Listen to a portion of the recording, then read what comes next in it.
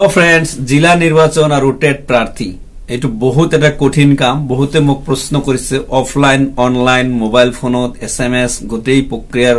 মাধ্যমেৰে মোক প্ৰশ্ন কৰিছে তো যিকেন হক আপোনালোকে এই জিলা নিৰ্বাচন আৰু টেট প্ৰাৰ্থী বুলি আজিৰ ভিডিও আলোচনা কৰিম লগতে জিলা কেনেকৈ নিৰ্বাচন কৰিব এটো আলোচনা কৰিছই লগতে আৰু অকমান যদি ইয়াত মাতত আৰু মডিফাই কৰা যায় হেতু আলোচনা কৰিম আৰু কিছুমান প্ৰশ্ন কৰিছে ল্যাঙ্গুৱেজৰ ক্ষেত্ৰত ল্যাঙ্গুৱেজ লৈ প্লাই প্ৰশ্ন কৰিছে বিটিআৰ টেট ক্যান্ডিডেটে প্ৰশ্ন কৰিছে তাৰ পিছত এইচএস পাৰ্সেন্টেজ এটো এটা প্ৰশ্ন বহুতে কৰি থাকে মোক ফোন কৰিও বহুতে প্ৰশ্ন কৰিছে যে ৰিজাৰ্ভেশন ক্যাটাগৰি বিলাকৰ কি এইচএস পাৰ্সেন্টেজ 50% লাগিব নেকি এডভাৰটাইজমেন্টত লিখা আছে বস্তুটো কিন্তু ক্লিয়াৰ স্পষ্ট হোৱা নাই তো এটো আলোচনা কৰিম কোনটো কথা কিহত আলোচনা কৰিম এডভাৰটাইজমেন্টৰ প্ৰেক্ষিততে আলোচনা কৰিব লাগিব যে আমাৰ মানে ৰিজাৰ্ভেশন ক্যাটাগৰি বিলাকৰ কি এইচএস 50% লাগিব নে 5% রিল্যাক্সেশন আছে সো ভিডিওটো হেকলৈকে চাব and one request to you চ্যানেলত যদি মোৰ নতুন হৈ আছে আপুনি তেনহলে চ্যানেলৰ সাবস্ক্ৰাইব কৰি ৰাখিব মই এনেক ধৰণৰ informative and preparation of any kind of examination মই ভিডিও বনাই থাকো ওহা আদ্ৰে আৰু ৰিক্ৰুটমেন্ট টেষ্টৰ ভিডিও মই বনাবলৈ নোটস বনাই আছো মই কিছুদিনৰ পিছত এটো ভিডিও দিবলৈ আৰম্ভ কৰিম so let's start da video friends তো জিলা নিৰ্বাচন আৰু টেট প্ৰাৰ্থীৰ বহুত কনফিউজন কাম এটো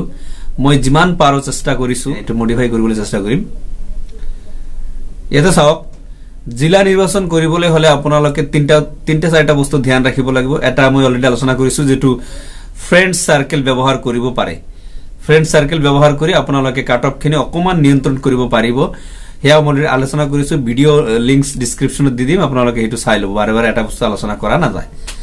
নেক্সট যেটো পন্থা অৱলম্বন কৰিব পাৰে আপোনালোকে হেতু হৈছে কি জিলা আপুনি আগতে প্ৰথমে 5টা 6টা জিলা সিলেক্ট কৰি লব যেটো মানে আপোনাৰ মতে এটো সেফ হ'ব পাৰে মই সেফ ডিস্ট্ৰিক্ট আলোচনা কৰিছো তো গোটেইখিনি ক্যান্ডিডেটৰ কাৰণে কিন্তু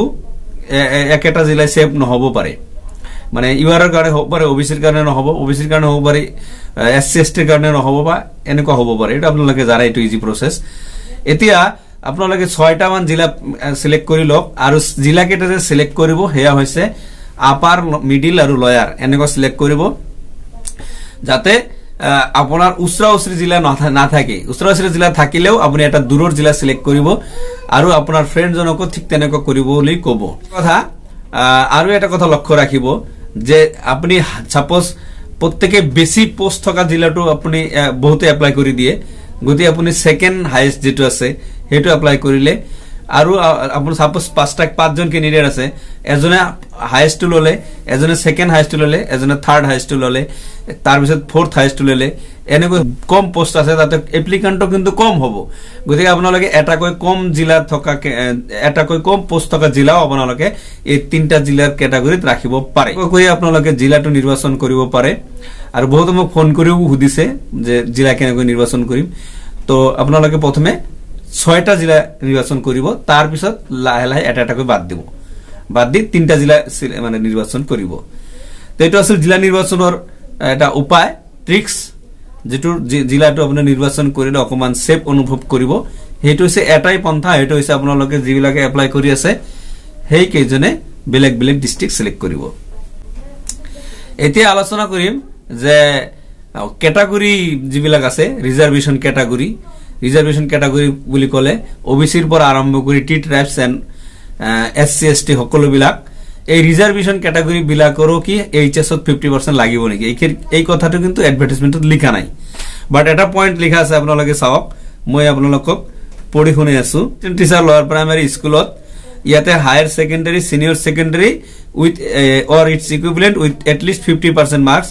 এইবিলাক তো আছে 2 ইয়ার্স ডিপ্লোমা আসাম টেট বা সেন্ট্রাল টেট হ'ব লাগিব আৰু এটো হৈছে essential qualifications experiences and non-essential conference non-essential status NCC aru participation of sports and participation achievement of recognized arts and cultural eketa asil tar pisot aru 4-5টা point আছে saok yate 4 নম্বৰ পয়েন্টটো saok ki likhise 4 নম্বৰ point হৈছে there will be reservation for OBC, MOBC,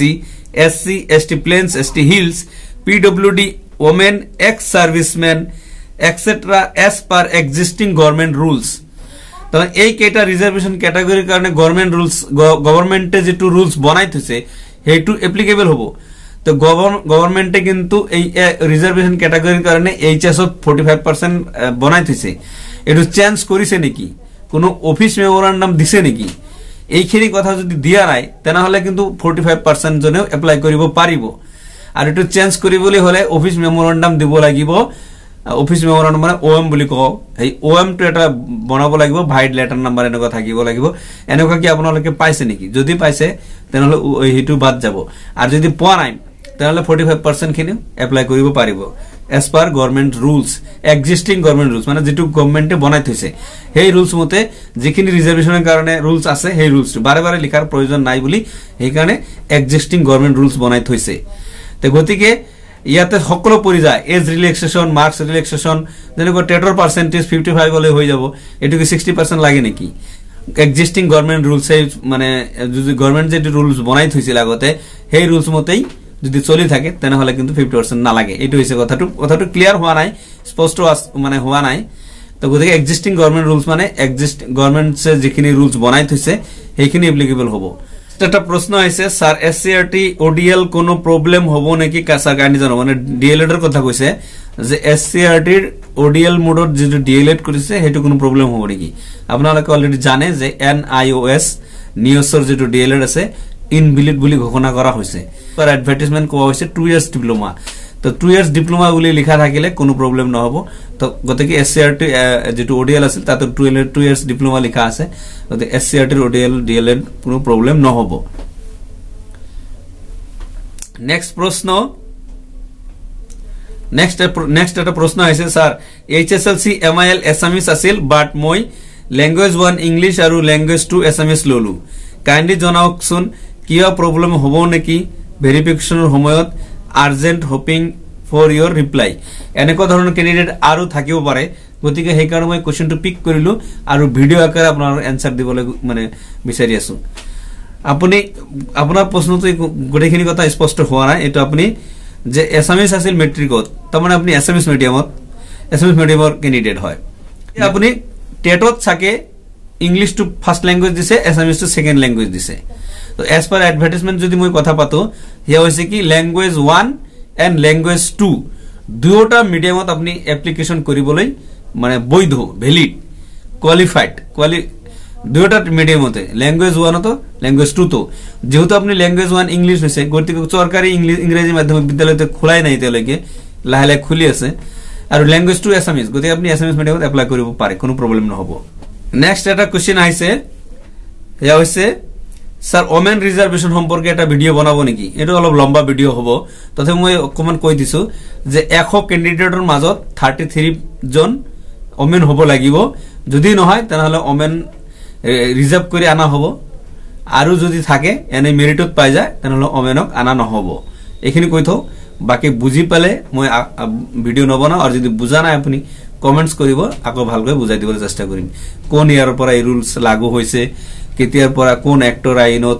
সব কিছু বুজাই দিব লাগিব। অকমান লম্বা হৈ যাব, ভিডিও ইমান লম্বা কৰিব বিচৰা নাই, মই জাস্ট অকমান। নেক্সট এটা কোশ্চেন আহিছে